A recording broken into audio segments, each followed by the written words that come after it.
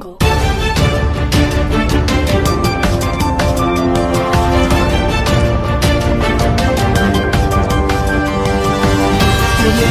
आपण मी या ठिकाणी सर्व लोकांना या ठिकाणी सांगू इच्छितो, आम्ही आता 42 वर्षापासून आपण राजकारणामध्ये आम्ही आहोत. या भागांच्या लोकांबद्दल, मतदारांबद्दल किती जरी आभार व्यक्त करण्याचा प्रयत्न करू तर शब्द अपुरे पडणार आहेत. पण आमच्या भागांचा विकास झालेला नाही. बालाजी पाटील, आम्ही अनेकांना आमदार घडवण्याचं काम केलं, पण आमच्या नशिबी उलट हे आलं. आम्ही खूप केलं, प्रामाणिकपणाने आम्ही प्रत्येक आमदाराच्या मागे राहिलो, परंतु आमची निराशा झाली.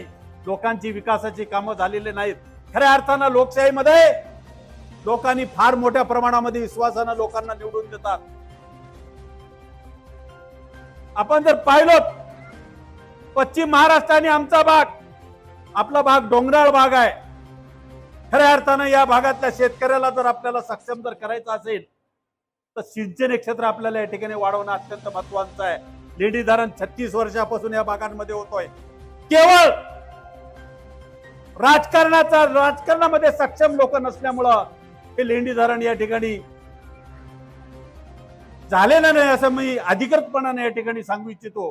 खऱ्या अर्थानं लेंडी धरण जर झाला असता तर हरित क्रांती या भागांमध्ये निर्माण झाली असती असं म्हटलं तर या ठिकाणी वावगं ठरू शकत नाही. म्हणून तुम्हाला बालाजी पाटील मी विनंती करतोय, आता या विधानसभा मतदारसंघाला डबल इंजिन मिळालेलं आहे. बालाजी पाटील, तुम्ही आहात आणि मी आहे. तुम्ही काळजी करू नका. विकासाच्या बाबतीमध्ये अत्यंत चांगला माणूस, सक्षम माणूस, ज्यांना महाराष्ट्राचं नेतृत्व करण्याची संधी आमच्या बालाजी पाटलांना मिळाली, अशा माणसांना या विधानसभेमध्ये उभा टाकण्याची संधी मिळाली. मला जाणीव आहे, मी अतिशय अधिकृतपणाने या ठिकाणी बोलतोय. मी या सगळ्याच्या वतीनं कामांच्या बाबतीमध्ये मी यांची हमी घ्यायला तयार आहे. तुमचं एखादं काम झालं नाही तर आमचा हात धरा. आज ही प्रत्येक माणूस, गोर गरीब माणूस आमच्याकडे येतोय. आज हे हजारो लोक आम्ही आल्याच्या नंतर त्यांचं काम करण्याचं या ठिकाणी आम्ही काम करतोय. आम्ही कधी कंटाळा केलेला नाही. म्हणून अनेक प्रश्न आहेत. येणाऱ्या काळांमध्ये आपल्याला फार मोठ्या प्रमाणामध्ये या भागांमध्ये विकास करायचा आहे. रस्त्यांचा प्रश्न आहे.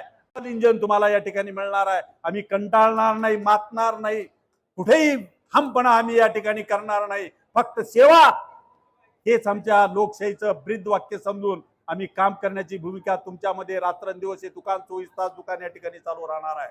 म्हणून आपण खूप चांगलं बालाजी पाटील तुम्ही मिळालात. तुम्ही कंटाळा करत नाही. मी स्वतः पाहिलं मुख्यमंत्र्याचे 2000 लोक रोज भेटायला येतात. त्यांचं प्रत्येक काम करण्याची भूमिका माननीय खतगावकर साहेबांच्या दृष्टीमधून आम्हाला त्या ठिकाणी भेटली. म्हणून तुम्हाला सर्वांना विनंती करतो, वेळ चांगली आलेली आहे, दौडू नका. अनेकांनी सांगितलं की आम्ही घराण्यामध्ये, आमच्या राजकारण कशाचं घराणं आहे? ज्या माणसाने घराणा तुमचा वैभव आणला त्या माणसालाच लाथा देण्याचं काम आपण या माध्यमातून केलं, राजकारणाच्या माध्यमातून. म्हणून सर्वसामान्य माणसांची जर आपल्याला सेवा करायची असेल आणि या भागांमध्ये सुजलाम सुफलाम एखादा फार मोठा प्रकल्प या डोंगराळ भागामध्ये तुम्हाला आणावा लागेल. कारखाना एखादा सेंट्रल गव्हर्नमेंटचा, राज्य सरकारचा कारखाना, वेगवेगळे उद्योगधंदे आपल्याला या भागांमध्ये निर्माण करावे लागतील, जेणेकरून हजारो बेकार लोकांना, तरुणांना या ठिकाणी काम करण्याची संधी त्या ठिकाणी मिळेल. मी मुद्दा म्हणून तुम्हाला या ठिकाणी सांगू इच्छितो, पश्चिम महाराष्ट्रामध्ये आणि आमच्या भागांमध्ये फार मोठी तफावत आहे राजकारणामध्ये, राजकीय माणसांमध्ये आणि विकासाच्या बाबतीमध्ये. परवा मी भंडाऱ्या माळाला गेल्याचं तिथे एक दिंडोरी गाव आहे, छोटं गाव आहे, 200 घरांचं गाव आहे. तुम्ही अनेक लोक भक्तगण या ठिकाणी गेले असतील, संप्रदायाचे माणसं गेले असतील. मी त्या ठिकाणी सकाळी 11 वाजता त्या गावातून येत असते वेळेस सर्व दरवाजे बंद होते आणि 60-70 वर्षांचे वयोवृद्ध माणसं वट्ट्यावर बसलेले होते. मी त्यांना कुतूहलानं विचारलं, मला खूप नवल वाटलं की सर्व घरं बंद आहेत आणि 60-70 वर्षांचे वयोवृद्ध त्या ठिकाणी बसून आहेत. तर त्या ठिकाणी मी विचारल्यानंतर तिने फार चांगलं उत्तर दिलं. मला अतिशय वेगळं वाटलं. आमच्या पश्चिम महाराष्ट्रातल्या नेत्यांनी या भागांमध्ये उद्योगधंदे निर्माण केले, छोटे छोटे उद्योगधंदे, मोठमोठे फॅक्टरी निर्माण केले आणि माझ्या घरातला मुलगा, माझ्या घरातली सून, माझी बाई त्या ठिकाणी कारखान्यामध्ये नोकरीला आहे. 1.5 लाख रुपये दर महिन्याला आमच्या घरामध्ये येतात. ही क्रांती आहे, राजकीय क्रांती याला म्हणावं लागेल. राजकारणाची खरी दिशा या ठिकाणी म्हणावं लागेल, खरी दृष्टी त्या राज्यकर्त्यामध्ये म्हणावं लागेल. अशी कामं जर केलं तर प्रत्येक माणूस सक्षम होऊ शकते, प्रत्येक व्यवहार प्रत्येकाचा चांगला मजबूत होऊ शकते आणि तशा पद्धतीचं चित्र आपल्याला निर्माण करायचं आहे. तुम्ही काळजी करू नका.